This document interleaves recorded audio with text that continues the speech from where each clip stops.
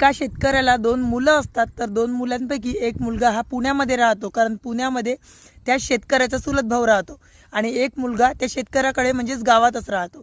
तर दोघांचेही तो शेतकरी लग्न करून देतो आपल्या मुलांचे, आणि जो मुलगा पुण्यामध्ये राहतो त्याला सुशिक्षित अशी मुलगी बघतो, आणि जो खेड्यात राहतो त्याला आपली साधारण शिकलेली मुलगी बघतो, आणि दोघांचेही चांगले लग्न लावून देतो, आणि तो आपली बायको घेऊन पुण्यामध्ये सेटल होतो. आणि हे खेड्यागावात राहणारी जी सून आहे ते आपल्या शेतकऱ्याजवळ असते. तर शेतकऱ्याजवळ असते. तर मग काय होते माहिती आहे का, एके दिवशी पुण्यामध्ये नातेवाईकाकडे त्यांचं लग्न असते, नातेवाईकाच्या मुलाचं. तर लग्नामध्ये हे खेड्यावरची मंडळी जाते लग्नाला गेल्यानंतर लग्न वगैरे आटोपल्यानंतर ते शेतकरी मुलगा मोठा राहते म्हणून आपल्या लहान मुलाला घेऊन त्या मोठ्या मुलाच्या घरी जातो मुक्कामाडी, सर्वजण पाहुणे घेऊन.